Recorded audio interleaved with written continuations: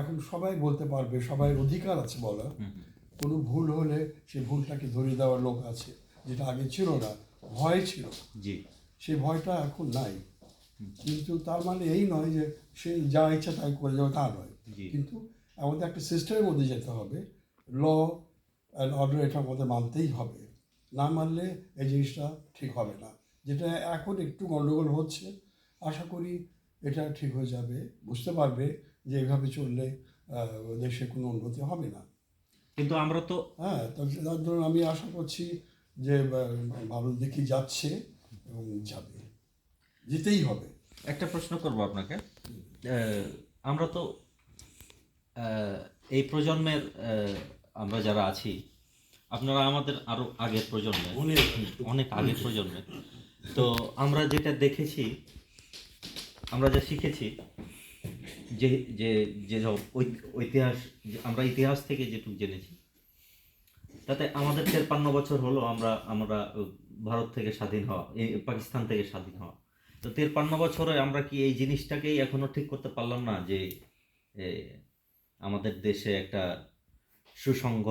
সুসংগঠিত একটা সরকার ব্যবস্থা থাকবে, যারা আহ, সঠিকভাবে সরকার পরিচালনা করবে এবং সময় শেষে একটা সঠিক নির্বাচন দিবে।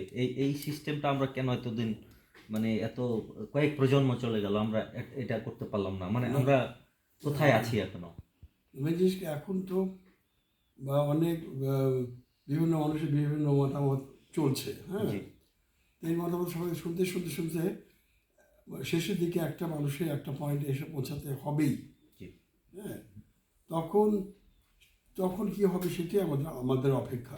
হ্যাঁ, তখন কি নিশ্চয় একটা ভালো কিছু আসবে আমরা আশা করছি। হ্যাঁ, কারণ এখন মানুষের অনেকে অনেক কিছু বলছে, অনেকে অনেক কিছু ভাবছে। সেই চিন্তাধারাটাকে আস্তে আস্তে একটা স্ট্যাবিলিটির মধ্যে আনতে হবে, স্ট্যাবল করতে হবে, তাই না? আমরা সেই অপেক্ষায় আছি, নিশ্চয়ই একটা কিছু তো হবেই। আর এ হওয়ার পিছনে কি আমরা মানে নিউ জেনারেশন তো মূল চালিকা নিউ হিসেবে কাজ জেনারেশন করবো যেটা নাকি? নুভেল মানে ভাগ, ফ্রেঞ্চে বলে নুভেল ভাগ, নতুন একটা যেটা আসছে এবং তাদের পেছনে কিছু পুরানো লোকের অ্যাডভাইস তো একটু দরকার থাকে। অবশ্যই। হ্যাঁ, হ্যাঁ, তাদের এক্সপেরিয়েন্স নিয়ে তারা কিছু হয়তো বলবে, সেটা শুনুক, শুনে তারপরে তাদের একটা মতামত তারা বিবেচনা করে দেবে যে এটা ভালো কিনা খারাপ। এখন যে নতুন প্রজন্মের ছেলেপেলেরা তারা অনেক ইন্টেলিজেন্ট, তারা প্রচুরভাবে পড়াশোনা করছে, ইউটিউবের মাধ্যমে অনেক কিছু জানতে পারছে। হ্যাঁ, পৃথিবী এখন বলতে গেলে ছোট হয়ে গেছে, কারণ কুইক একটা কিছু জানতে চাইলে আমরা কুইক জানতে পারি। জি, হ্যাঁ, যেটা একটা বিরাট সুযোগ। যার জন্য এখন নতুন প্রজন্মের ছেলেমেয়েরা ওরা বিবেচনা করে নানারকমভাবে চিন্তা করে নিশ্চয়ই একটা ভালো জিনিস ওরা বের করবে এবং আমরা খুব আশা করছি খুব বেশি, এবং আচ্ছা, হবেই, এটা আচ্ছা, হবেই। এবারের সরকার রদবদলের সিস্টেমটাই ছিল এটা একটু ভিন্ন। এই জন্য আমরা আশাবাদী যে আশা করি। কিছু একটা খুবই আসুক। আচ্ছা, যেমন আশাবাদী। ধরুন আমি বলি যে আগে মানে কয়েকটা কথা বলি, একদিন আমরা ঢাকা থেকে আমরা লঞ্চে যাচ্ছি, তো এই সদরঘাটের ওদিক দিয়ে দেখি কিছু লোক, সদরঘাটের পানিটা কালো। হ্যাঁ, মানে একদম দেখে খুব দুঃখ লাগলো। কিন্তু যাই হোক, আমরা যাচ্ছি যে রাস্তায় পানিটা মানে কালোটা চলে যাচ্ছে। হঠাৎ আমরা একটা জায়গায় চাঁদপুরের কাছাকাছি এসে দেখি একটা আমাদের লঞ্চটা থামলো। তো থামার পরে দেখি কিছু লোক প্রচুর ময়লা ফেলতেছে পানির মধ্যে বা নদীর মধ্যে। তো আমি গিয়ে বললাম যে আরে ভাই, আপনি কি করতেছেন? এটা তো আমাদের দেশের জিনিসটাকে আপনি নষ্ট করছেন, দেশের নদী টদী এগুলো। তো আমার যে সমুদ্রের আত্মীয় স্বজন, এই লঞ্চটা আমাদেরই ছিল, যাই হোক, সে বলে ক্ষমতা এটা ছিল, এটা কিন্তু বাংলাদেশ না, বিদেশ না। হ্যাঁ, এটা বিদেশ না, বাংলাদেশ। তুমি একটা কিছু বলবা, তোমার পিতা এখানে মেরে ফেলাবো, আমরা কেউ কিছু বলতে পারবো না। এখন যে গভর্নমেন্টে যে চলতেছে, তখন কিন্তু আমার তো রক্ত গরম হয়ে গেল, যে জিনিস আমি পছন্দ করি না।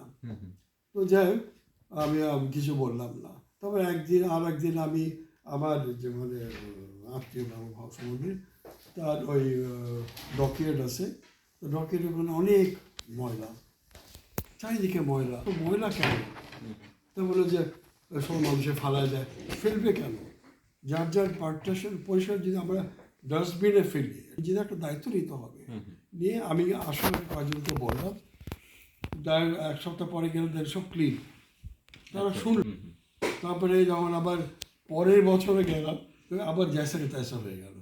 হ্যাঁ, সেরকম ময়লা। সেটা এখন নিজের একটা দায়িত্ব নিয়ে নিজের দেশের কথা ভাবতে হবে। এই দেশটা আমাদের, যারা আমেরিকানরা বলে দিস মাই কান্ট্রি, হ্যাঁ, I know what to do, I have to help my country. এই জিনিসটা নিজের দেশকে ভালো না বাসলে এই জিনিসটা কোনোদিন উন্নতি হবে না। আমাদের মধ্যে কি দেশকে ভালোবাসতে হবে। আপনি কি মনে করেন? একটু বলতে হ্যাঁ, পারি, হ্যাঁ, একটা অবশ্যই। বিষয় একটা ইয়ে করবো। সেটা হচ্ছে যে গত 2 বছর আগে এই সরকার থাকাকালীন অবস্থায় গত 2 বছর আগে একজনের টাকার ব্যাগ হারিয়ে গেছে। ঠিক আছে, মেবি 70,000 হবে, 70,000 টাকার ব্যাগ হারিয়ে গেছে। সে 2 টাকা অথবা 5 টাকা বাদাম কিনেছে, সেই বাদামওয়ালার কাছেই ব্যাগটা পড়া। আপনি কিছু মনে করবেন না, যেহেতু মানে আপনি বলেছেন যে ওই সময়, আপনি এই জন্যই বলছি।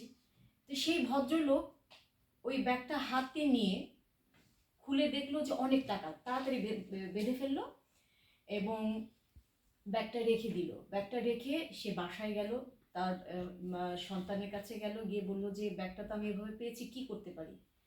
তখন সে দেখলো যে ব্যাগের ভিতরে তার অ্যাড্রেসটা, ওই ভদ্রলোকের।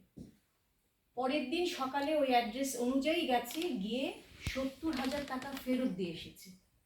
এটা কি ইমাজিন করা যায়? একটা বাদাম ওলা, হ্যাঁ, এটাই আমরা চিন্তা করি যে একটা বাদাম ওলা, সে অনেস্ট। কোয়ালিটি বেসিসে হয় না।